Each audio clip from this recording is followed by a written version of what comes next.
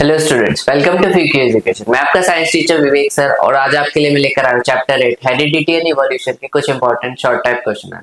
जैसा कि हमने पिछले वीडियो में इसी चैप्टर के एमसीक्यूज किए थे, सो इस वीडियो में हम शॉर्ट टाइप क्वेश्चन आंसर्स करने जा रहे हैं। तो चलिए शुरू करते हैं। पहला question, what is meant by phenotype and genotype. Phenotype और जीनोटाइप होते क्या है? फिनोटाइप का मतलब होता है जब भी हमें कुछ फिजिकल कैरेक्टरिस्टिक ऑब्जर्व करने को मिलता है किसी भी ऑर्गेनिज्म में, सो हम उसे फिनोटाइप बोलते हैं। Like the phenotype observation in of physical characteristic of an organism. Genotype होते क्या है? जब भी हमें जीन्स में कुछ भी चेंजेस देखने को मिलते हैं किसी ऑर्गेनिज्म में, सो हम उसे जीनोटाइप बोलते हैं। So the genetic makeup of an organism is genotype. Next, what determines the sex of a child in human? Sex of a child कैसे determine होता है एक human में? So the sex of a child is determined by father's sperm. So जो father का sperm रहता है उसके वजह से किसी भी child का sex हम determine कर पाते हैं। अगर वो एक male है so उसमें XY क्रोमोसोम होंगे, और अगर वो एक फीमेल है so उसमें XX क्रोमोसोम होंगे। जैसा कि हमें पता है कि 23rd पेयर जो रहता है वो XX और XY क्रोमोसोम का होता है। XX क्रोमोसोम फीमेल में होता है और XY क्रोमोसोम मेल में होता है। So if the sperm carries X, then the child will be female. So अगर sperm जो है वो X क्रोमोसोम कैरी कर रहा है, so वो जो चाइल्ड होगा वो एक फीमेल होगा। और वहीं पे अगर क्रोमोसोम Y कैरी कर रहा है, सो अगर वो चाइल्ड होगा सो वो एक मेल चाइल्ड होगा। So if the sperm carry X, the child will be female, that is XX chromosome. And if the sperm carries Y, then the child will be of male chromosome. Next, what are homologous and analogous organ? Give one example of each. Homologous organ होते क्या है? Homologous organ वो होते हैं जो कि similar structure तो होता है बट डिफरेंट फंक्शन होता है। मतलब जिन भी ऑर्गेनिज्म में स्ट्रक्चर उनका अगर सिमिलर हो बट उनकी फंक्शनिंग अलग हो, सो हम उसे होमोलोगस ऑर्गन्स बोलेंगे। लाइक जैसे 4 लिम्स, हमारे हाथ और पैर ह्यूमंस में होते हैं, एंड बैट्स के जो हाथ और पैर रहते हैं वो एक तरीके का विंग्स होते हैं, मतलब उनको उड़ने में मदद करते हैं।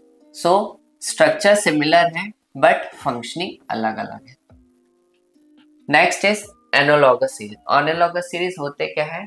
एनालॉगस ऑर्गन्स वो ऑर्गन्स होते हैं जिसमें स्ट्रक्चर तो डिफरेंट होता है बट सिमिलर फंक्शंस होते हैं। Like Winx of birds and wings of insect. Birds के भी विंग्स जो है वो उड़ने के लिए रहते हैं, वहीं पे विंग्स जो है इंसेक्ट के वो भी उड़ने के लिए रहते हैं। मतलब इनका फंक्शन सिमिलर है बट दोनों का बॉडी स्ट्रक्चर, बर्ड्स का भी बॉडी स्ट्रक्चर अलग होता है, वहीं इंसेक्ट का भी बॉडी स्ट्रक्चर अलग होता है। सो ये दो तरीके के होमोलोगस ऑर्गन होते हैं, homologous organ and analogous organ. Next, who is known as father of genetics? Father of genetics किसे बोलते हैं? सो हमें पता है जॉर्ज मेंडल को फादर ऑफ जेनेटिक्स बोलते हैं क्योंकि इन्हीं ने डिस्कवर किया था फंडामेंटल लॉ ऑफ इनहेरिटेंस, जो कि एक एक्सपेरिमेंट था पी प्लांट्स पर। So George Mendel is known as the father of genetics because he discover fundamental law of inheritance through experiments on pea plant. Pea plant पे इनने experiment किए थे। Next, what are dominant and recessive trait? Dominant trait होते क्या है? सो dominant trait वो trait होते हैं जिसमें एक्सप्रेस कर पाते हैं खुद को in the presence of another allele. अगर हम एक ट्रेट में एक्सप्रेस कर पा रहे हैं in the presence of another allele, so हम उसे डोमिनेंट ट्रेट बोलते हैं। एक होता है रिसेसिव ट्रेट। रिसेसिव ट्रेट का मतलब होता है अगर ट्रेट को हम एक्सप्रेस कर पा रहे हैं सिर्फ जब दोनों ही एली रिसेसिव है। So a recessive trait is express only when both allele are recessive. इसका एग्जांपल है, अगर स्मॉल टी है और इसमें कोई भी टॉल प्लांट नहीं है, सो ये रिसेसिव ट्रेट होगा। लेकिन वहीं पे अगर टॉल प्लांट रहेगा और उसके साथ शॉर्ट प्लांट भी रहेंगे, सो हमेशा टॉल प्लांट डोमिनेट करेगा शॉर्ट प्लांट को। नेक्स्ट, सो ये थे हमारे चैप्टर 8 हेरिडिटी एंड इवोल्यूशन के कुछ important short type question. I hope आपको समझ में आए होंगे। अगर आपको कोई भी डाउट या क्वेरी हो तो हमें कमेंट सेक्शन में पूछ सकते हैं। आगे हम इसी चैप्टर के लॉन्ग टाइप क्वेश्चन आंसर्स की सीरीज भी लेकर आएंगे।